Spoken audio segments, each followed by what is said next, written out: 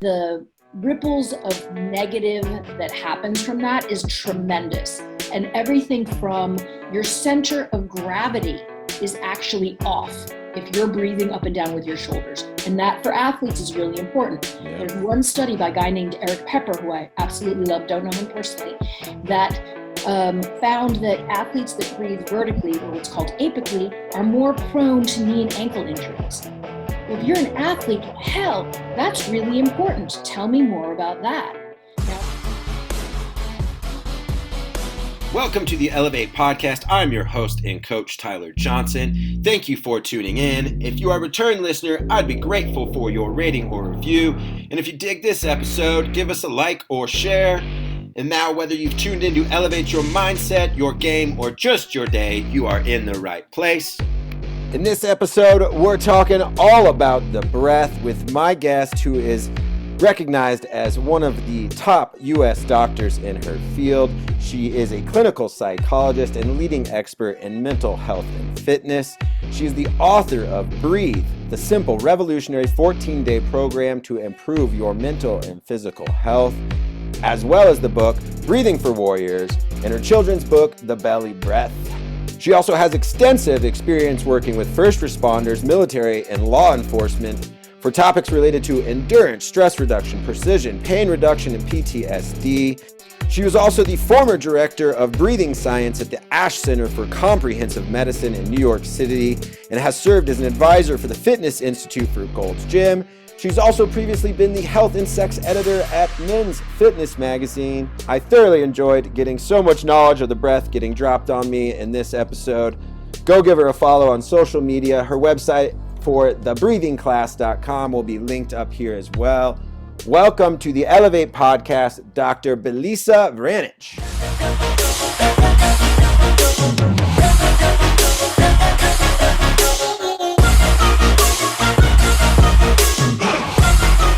Dr. Belisa, how are you doing today? I am great. I don't know, you wake up every day and there's opportunity. I just feel this way today, especially today. There's opportunity for things. I get to do what I love. It's nice out. I'm feeling good. I don't wake up this way every day, but today I'm totally I'm just happy about it. There's a lot of good stuff going on today. Yeah. Good. Well, I know one of those first things we do when we wake up is we start thinking, but one of the things we forget to think about is our breath that kept us alive all night, right? Yeah. That's your world of expertise. I wanted to kick off by asking you, what's one of the greatest misconceptions about our breath? Greatest misconception is that we breathe well. Breathing is a movement. So you can do it kind of okay and get to where you want to go. Or you can, hobble along. You can do it fairly okay, or you can do it really well. So because it's conscious and unconscious, we have the potential to really screw it up, and we have. Maybe what are some of the ways in our society that we've gotten it messed up? So part of the problem is that the vision we have in our head of a deep breath is so warped and cartoonish that it's done horrible things. So for instance, when you take a deep breath, you think of this kind of Superman-like posture, this big puffing up of the chest. And that's what we think when we think, take a deep breath. And it's not our fault, because usually, you're watching TV or whatever, and they say, take a deep breath. That's what people do. Superheroes take a deep breath. As kids, the adults around us take a deep breath like that. So we think that take a deep breath is an upward motion. And it couldn't be farther from the truth. There's no other animal on the planet, even those that stand upright like we do, that take a deep breath and go up. Because the biggest part of the lungs is not on the top part of our body, but also the muscles that help us breathe, that actually power the breath, are in the middle of the body and are there because the best part of the lung, the densest, most oxygen-rich part, is there. So we should be expanding and narrowing in the middle of the body. Can you quickly talk? I have a very limited knowledge of the breath compared to you, but can you talk about quickly, I think one of the things I found early on was just one of those unconscious, the difference between nose and mouth breathing. And Sure. kind of, doesn't that kind of tap into different parts of our lung that you kind of talked about? Actually, whether you breathe through your nose or your mouth doesn't do anything Okay. at all. So it's an orifice where the air goes in and out. So I've been hearing lately that nose breathing helps you breathe more diaphragmatically, and there's just no connection between your nose and the diaphragm. So you can breathe correctly in an anatomically congruous way and breathe through your nose, or you can breathe through your mouth and breathe in a good, mechanically good way, or switch back and forth. Right. So there's nothing about nose and mouth breathing that actually that help with a particular muscle and your breath. Okay. So it sounds like an awesome shortcut, but it just isn't true. I've seen people that breathe in all different directions, and it's just, they're not connected. Now, you may have a correlation. So for instance, if you're breathing through your nose, just sitting here talking to me, you're probably calm. And if you're calm, you're probably taking a smaller breath that may be lower in your body just because you're calm. Sure. Now, when you're in a situation where metabolically you need more oxygen, is that you're going to open your mouth and take bigger breaths, which means that you're going to be using primary breathing muscles and auxiliary muscles, so middle of the body and top of the body. But that's the situation that dictates that. It's not necessarily that there's a nerve that goes from your nose to your diaphragm. Right. I think that was something I think, I had heard that connection. So I'm glad we kind of diffused that, yeah. That, if you're tired, you can breathe through your mouth. It's okay. Just, yeah. When you talk about kind of that, I loved how you compared it to physical movement, and breathing is a movement. We don't think about it like most athletes think about our physical movements and our techniques and things like that. But what are some quick tips to maybe correct some of those societal things that you see that don't make people breathe as best as they could? So one of the things that's important, and that's how I developed my training when I teach teachers to teach breathing, is that people will not change what they do unless they understand the why. So if you have someone who's tight in the middle and breathing up, they will not change unless they understand their anatomy. And thankfully, most people, at least most people I'm around, and most people this kind of teaching attracts, really like anatomy. So I want you to think about your lungs, and they're sort of slightly more pointed at the top and slightly wider at the base. Mm-hmm. And the base is almost at the bottom of where your ribs stop. So if you would do this now, is take your fingers and put them at the bottom of your ribs in the front of your body, and now flatten your hands, is that the densest, most oxygen-rich part of your lungs is going to be there and all the way around your body. So a good and efficient breath, especially if you're an athlete, you want an efficient breath. Do you want to take one breath in the middle or 4 or 5 up and down with your shoulders? Your recovery time is going to be shorter if you take a more efficient breath. Sure. That being said, also what I call a vertical breath, that's one with the top of your body up and down, actually uses more energy than it produces. So not totally efficient. Tyler, I've now forgotten the beginning. I've now forgotten the question. You're unpacking it. I was just saying, what are some simple adjustments we can kind of make that we could breathe better from some of those societal things, or maybe sitting too much, or so just a simple one is that just the concept. So let's just break down the concept, is that a good breath is not up and down. And again, I say good in quotes. I get in trouble for that. But if anybody looks, Breathing for Warriors was the last book I wrote. Mm-hmm. And I have a section called Bad Breathing and Good Breathing. And then I have a footnote in the bottom that goes like, that this is sort of tongue in cheek when I say good and bad breathing, sure. Because there's a more mechanically sound way to breathe. But in general, I can't say there's a terrible, there is ways that are not as good, but bad and good breathing is a little tongue in cheek.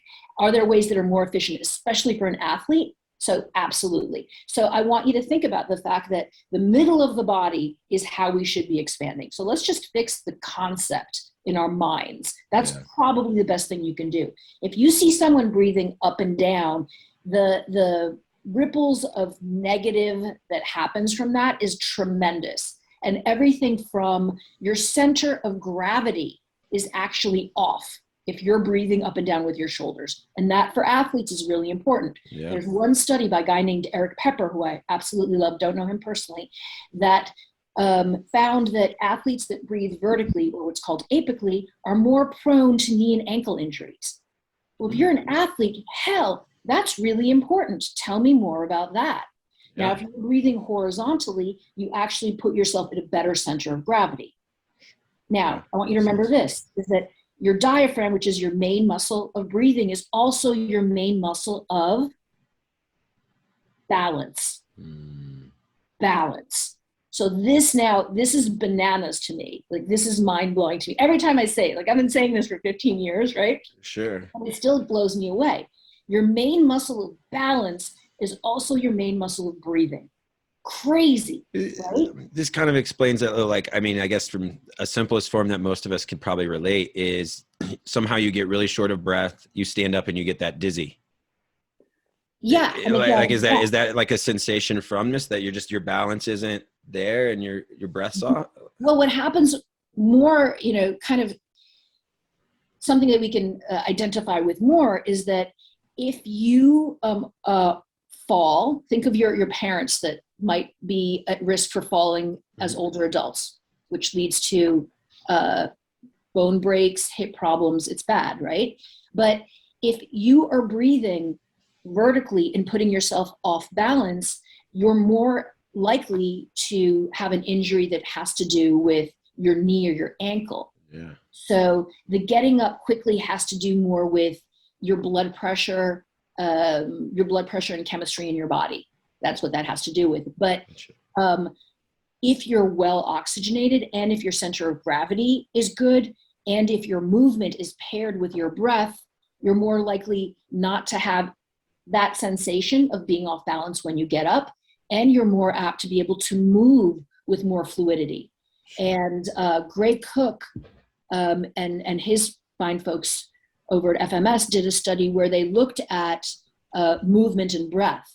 And breath that is dysfunctional is correlated with dysfunctional movement. I hope Gray, I don't know him personally, but I hope I summarized that in an okay way. Yeah. So in order to move well, you have to be able to breathe well. And yeah. So let's talk about a little connection between movement and the breath. So I was a college athlete, knew nothing about my breath or how to utilize it as an athlete, but my future wife started taking me to some yoga classes, and I started to learn how to connect my breath to my movement a little bit. And I was like, why weren't they teaching us anything about our breath as college athletes? They want expectations to perform at a high level, but it was like my poof, right? And can you talk a little bit, maybe for athletes, how maybe good and bad or whatever your opinions are, but I know you like yoga. I think you're a yogi, but how yoga can kind of help athletes find some of that connection? Sure. I did yoga for a long time. I actually do CrossFit now. Yeah, cool. Yeah. So although my studio doesn't have any of CrossFit, but yeah. So I mean, yoga is where my interest in the breath started. Okay. And then once I started teaching breathing, I've always been a gym rat. I used to be the sports psychologist for Gold's Gym, and I used to be at Men's Fitness magazine. So I've always loved weights. But now where I just moved to San Diego, and there's a CrossFit gym 2 blocks away, and I'm just there every day because that's what I love. And it keeps me sane and it keeps me strong, and all kinds of stuff. So, so what's interesting is you're talking about locomotive pairing, which is that with the movement, there should be a breath. And what's interesting is that when you add consciousness to breathing, you can unhook these two things. So all other animals, there's always locomotive pairing because breath is always unconscious. Is that when you see a horse running, there's always a pattern of breath. Always when an animal is moving, the breath has to do with whether they're prey or predator, and often they're breathing, those two have the same breath, their metabolic needs, the movement that they're making. And it comes unconsciously. Now you've got humans, and you add, okay, now we can do things with our breath that have nothing to do with our movement. And we've actually gone to the other extreme, where now our movement and our breath are completely divided, and we're breathing in ways that, don't make for good movement, put us at risk for injury, and allow us to do things like hold our breath when we don't want to, or even snoring. I actually don't know about the animal kingdom, but I'm going to guess that there's not too many animals that snore. I think that has to do more with us, where we're depriving ourselves of oxygen and of good breathing at night, and sometimes even during the day.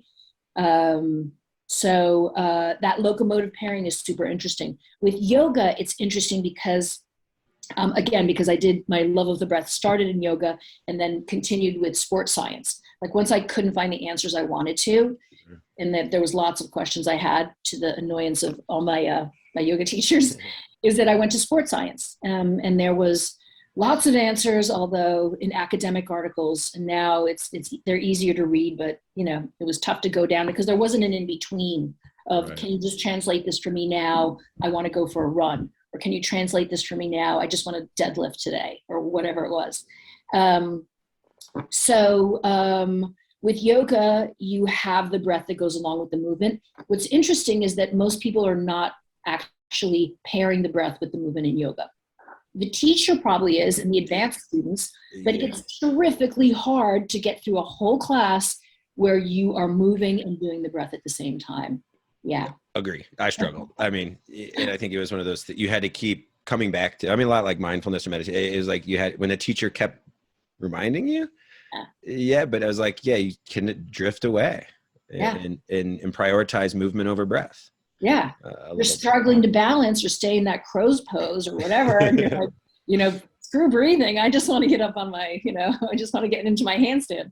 Yeah, no doubt. Well, I love hearing a little bit about how yoga had influenced that. Cause I think sparked my mind, and I was like, what's sports science say about this too? And I think, I've been down the breath rabbit hole like you have in your expertise, but getting my 101 here for sure. Was there other things you kind of talked about the yoga, anything else that really fascinated you or really wanted you to get into this work and do this?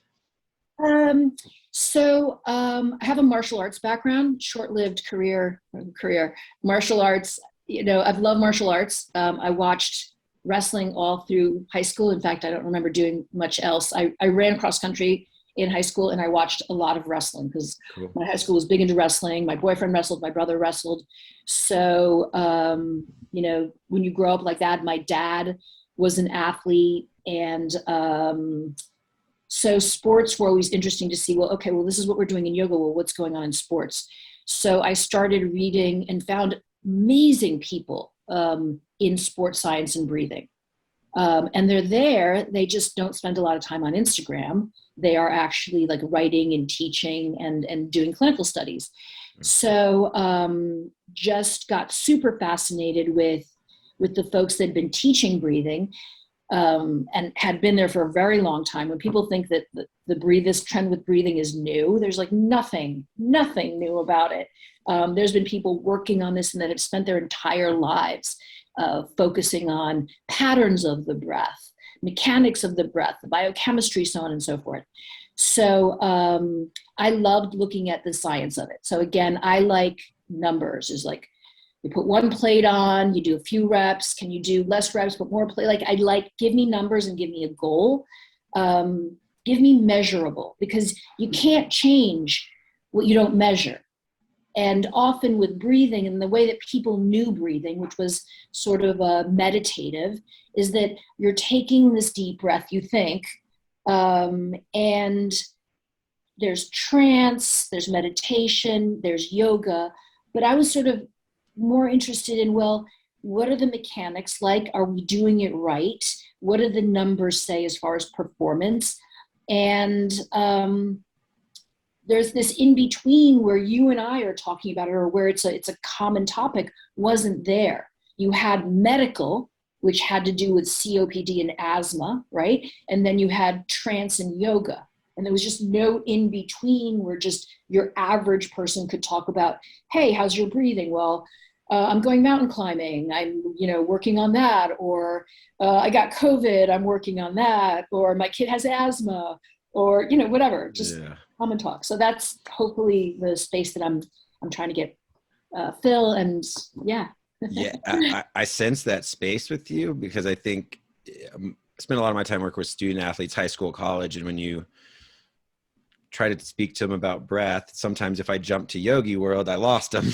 Yeah. I lost that big lineman. He's never done yoga. He doesn't know what I'm talking about. But I think, like you brought up before, if I can present to them why this could help them or give them an advantage in this moment or the next, then we can have a discussion. Then we're starting to get in that space. Give them numbers. Yeah. Let them know if you train your breathing muscles, you're going to get tired less soon. It's called delayed fatigue. Yeah. And is there research on this? Tons of it. Tons of research. And they can see it. So you can say, you know what? Because I know, like, my background is in child psychology. So I know you have to get concrete and specific as well. Is like, give me 2 weeks of this and let's see what happens with your numbers. If your numbers, well, again, you don't want to say if your numbers don't change, because they won't. You don't want to go down that route of encouraging them not to change, but Sure. give me 2 weeks of this. Let's see your numbers change. And they will. If you have an athlete and you can get a measure of endurance for them. So here's a 3K, here's a row time, here's a swim time, and then do breathing muscle exercises with them for two weeks, between 14 and 21 days, that time will change. And then they'll be, so far up your ass to get more information about breathing, you just won't know what to do. I think, isn't there some good research on just when you focus on your breath during exercise, that I guess the research I've come across, two generalities come across usually, is that if you focus on your breath, your perceived rate of exertion is usually lower, and your outputs are usually better. Possible? Very generalizing, but and I think that was also, not just with breath, but the same thing if you focus on the goal.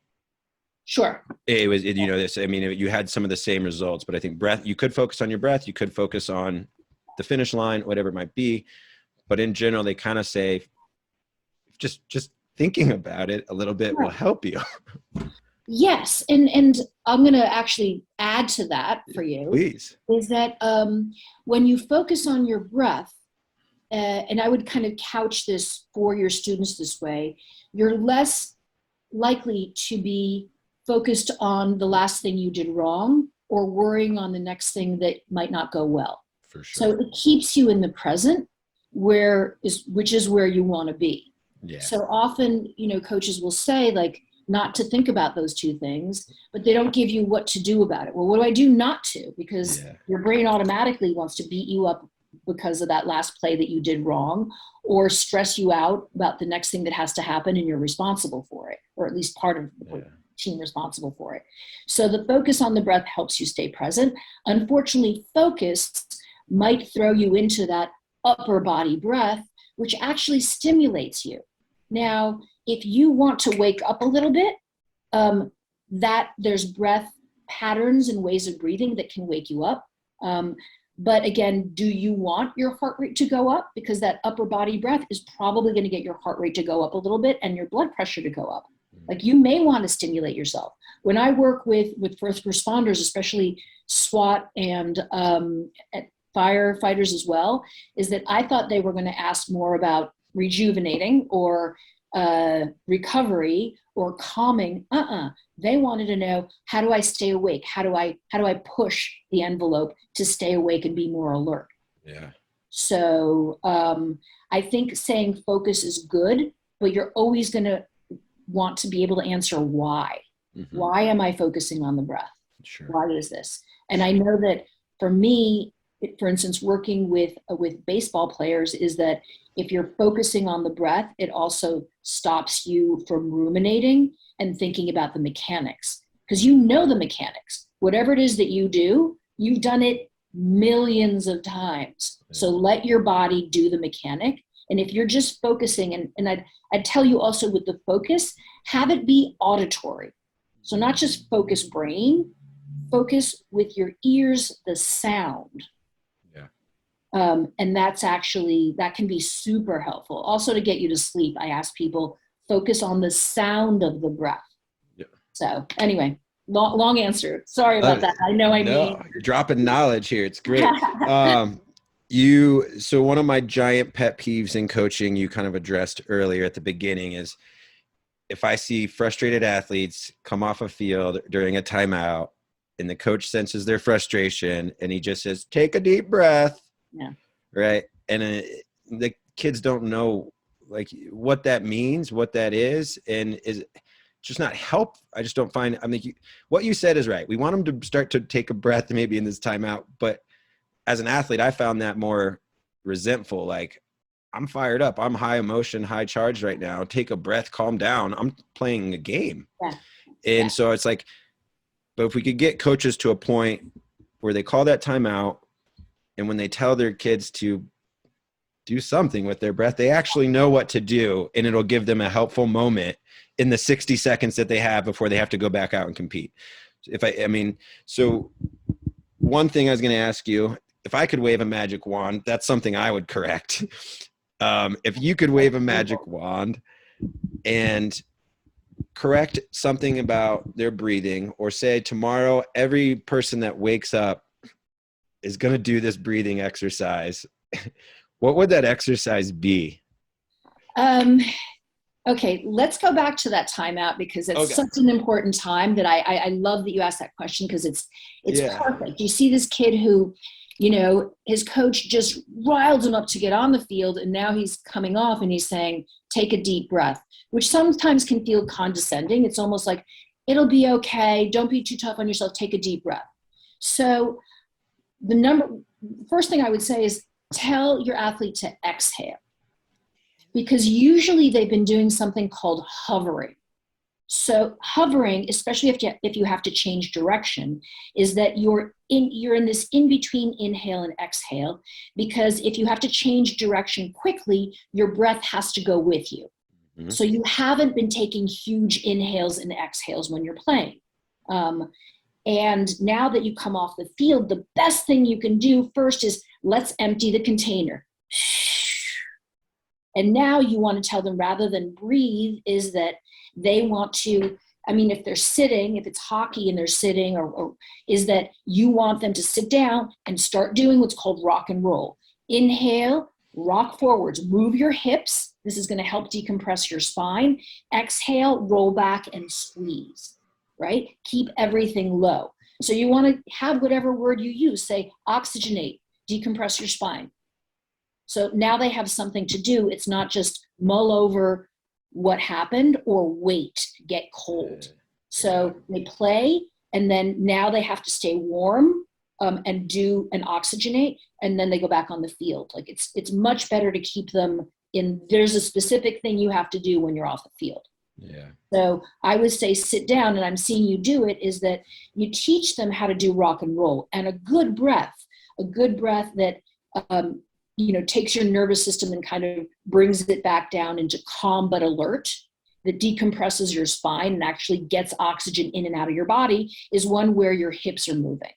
Now, especially if you have football players, game tight padding really gets in the way of you breathing.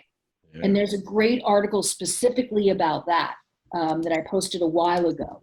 So often the gear that you have on is getting in the way of you playing. It's keeping you safe, maybe some gear. Right.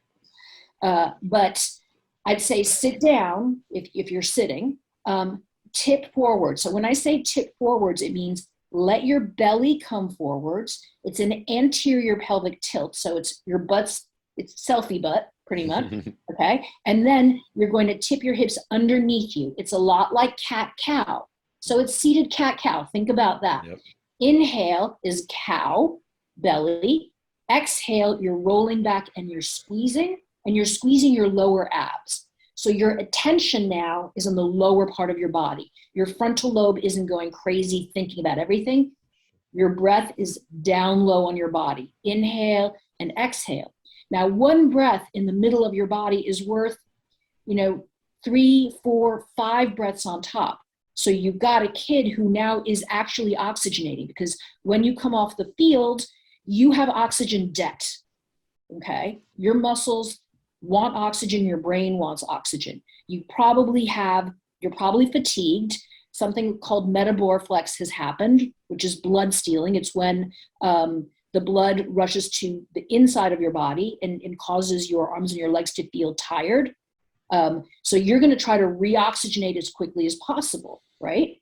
And that lower body breath, inhale, tip forwards, exhale, tip back, is something that's good for your spine, reoxygenates you, and keeps you in that state of arousal that you want them to be. Love that. Golden stuff out there for you coaches. A couple want to do a little round of some short answer, rapid fire a little bit. Love that. Yeah. Just some things that I thought of, one or two as we got talking here. So I'll start out with my selfish one that I thought of as I got talking here. I like to climb 14ers out here, the mountains out here, which also, have you seen the movie 14 Peaks? No, I will. Should I? Yeah. Got it. Yeah. Will do. So the guy that they feature, he climbs the 14 tallest mountains. The last guy to do it did it in 7 years. His goal was to do it in 7 months. I'm actually reading a book on climbing right now, where it's like the greatest climb, or the incredible climb, it's called, something like that. Yeah. So yeah. the guy they called Nims that's featured in this movie, they eventually like take him to the UK and they hook him up to a bike test, and he just blows it out of the water. He's like, most elite Olympic athletes can do this for like 30, 40 seconds. He did it for 3 minutes, no problem. Wow. But my question was, as you ascend a mountain out here in Colorado and oxygen gets thinner, like obviously the advice that I have heeded as I do that is just to slow down, bring my heart rate back down somehow. But there's got to be something better I can do to help as when oxygen becomes reduced due to the environment. What type of breathing should I kind of be engaging in? So, go to Sherpas who climb really high mountains. Is that one of the things you can do is learn how to breathe nasal buccal. So your air is going in your nose and your mouth at the same time. Okay. And once you start focusing on this, is that you'll feel it. Oh, wow. I can actually feel air going in my nose and my mouth at the same time. So that's pretty amazing. One of the problems with training yourself to breathe only with your nose is that your heart rate goes up. So maybe you've stayed, now there's so much literature on this right now, and it's so badly explained, is that nasal only breathing is great when you're using gears to manage your energy. But if your body needs oxygen, for instance, if you're at high altitude or if you're just exerting, you need to be able to get more oxygen into your body, because otherwise you're going to have that blood stealing and your arms and your legs, your metaboreflex. So the first thing is learn how to breathe through your nose and through your mouth. The second thing is that make sure your breathing muscles are not stealing oxygen from the rest of your body. Okay, so how do you do that? You want your breathing muscles to be stronger. What do? Work them. Perfect. Exactly. Is that we have 11 pounds of breathing muscle in our body.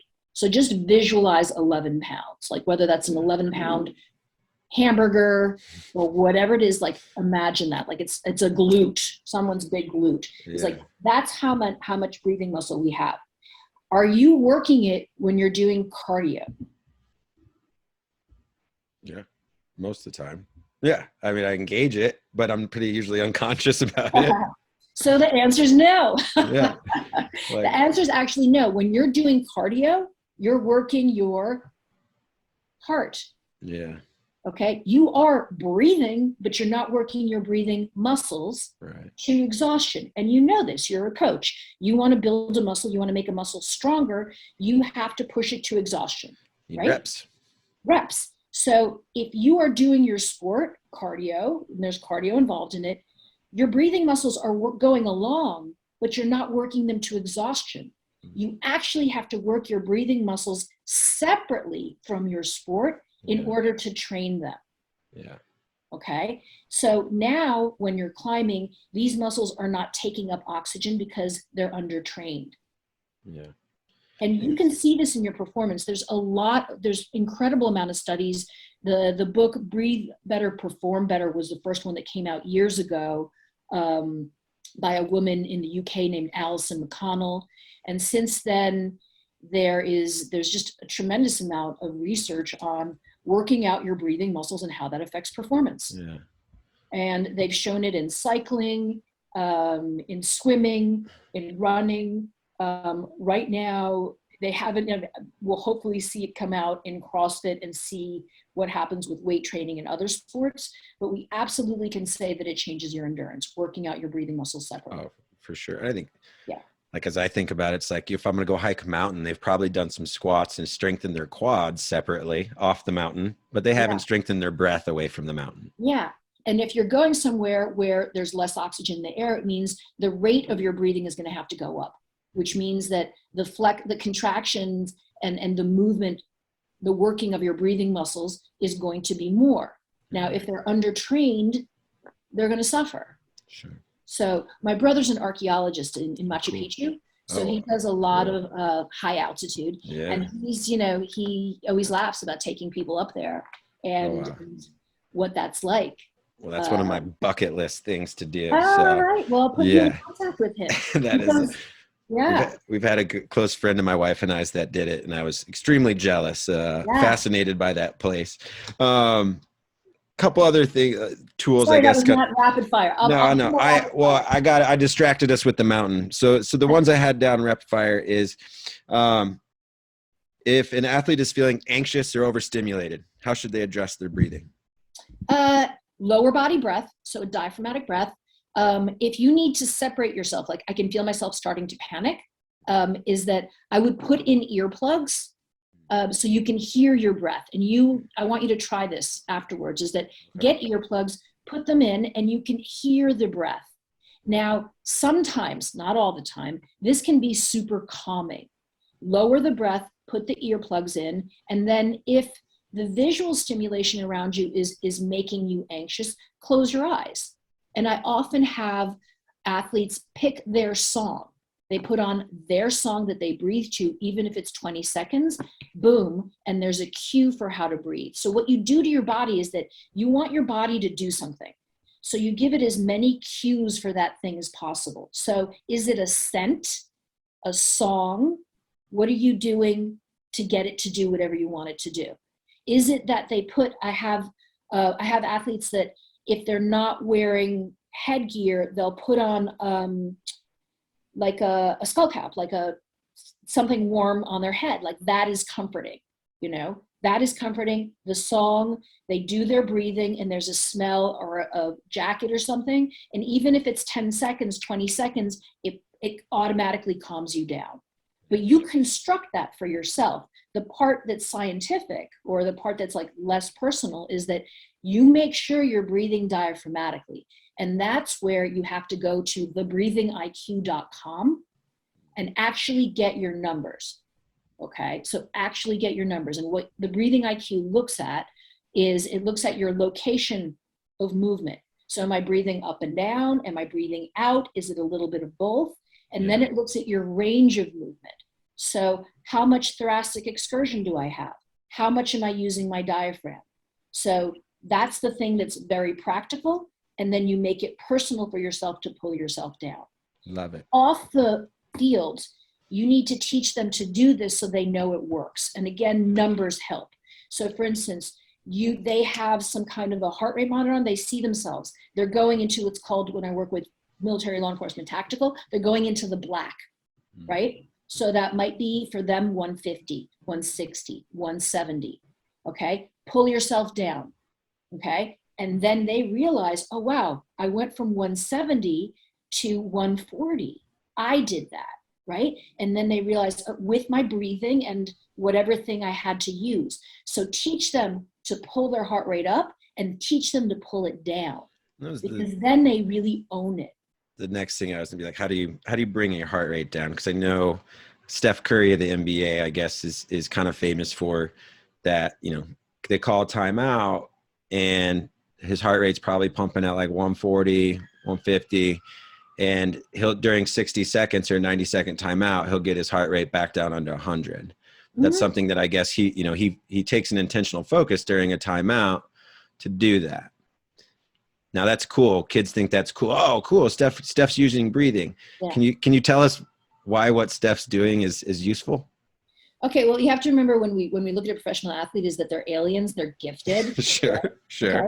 But for us that are not Steph Curry, is that what would we do to be able to get that same result, even though he probably doesn't know exactly what he's doing and he's got the genetics for it. So you would take your kid and you would obviously take his breathing IQ, work out his breathing muscles intentionally, and then you'd go, okay, let's get your breathing up to this number. Now you're going to use diaphragmatic breathing and slow down your breath, and now breathe through your nose because you're wanting to slow things down. Once your mechanics are perfect, that's what you want to do.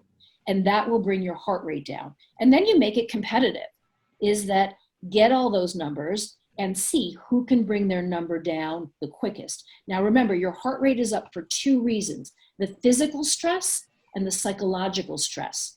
So it's always, that's what's really hard. And that's why I work with firefighters, and it's always hard to do research with firefighters because it's hard to parse out how much of the stress of the fire is psychological and how much is physical. So with these kids, their numbers are the ones they're going up against. So you have one kid who his heart rate goes up to, say, 140, and it takes her or him 5 minutes to bring it down to anywhere near their resting heart rate. Yeah. You teach them how to take a diaphragmatic breath, which is going to be a calming one already. It's a more efficient one. You get them to breathe through their nose, you get them to slow it down. How long does it take? Now go, bringing it down, bringing it down, bringing it down. And it's fun. It doesn't have to be like woo-woo, and it doesn't have to have words that are just like, take a deep breath. You can actually bring metrics in and make it something that kids really own. Like I can influence my heart rate. I can bring my own heart rate down. That's tremendously empowering. For sure. Data is, when you show a kid their own data, like, ooh. Yeah. Like that's impactful. One other question I had, I don't know if this is a myth out there in breathing. I've heard that to help your cognitive is to alternate nasal breathing.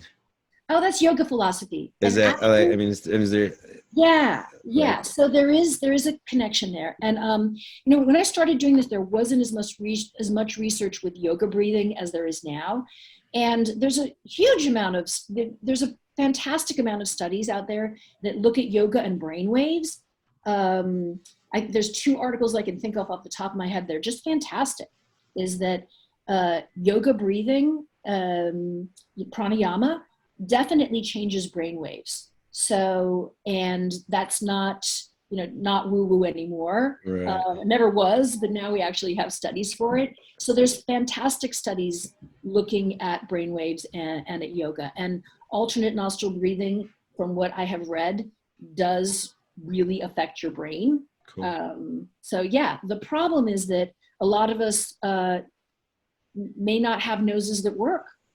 We may not be able to change from one nostril to another, especially if you work with folks in combat sports. If hockey players, football players, martial artists, like find me someone who actually has 2 nasal passages that are completely open. It's not that easy. Yeah.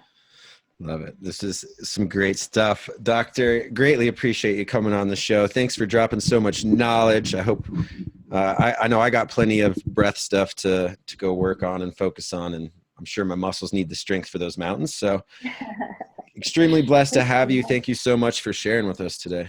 Anytime. This was absolute pleasure.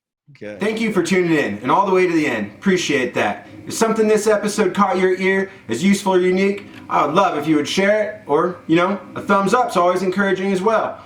If you want to come back and check out more videos, smash that subscribe button, ring that bell for notifications, and we'd love to have you back. Have a great day and go elevate others.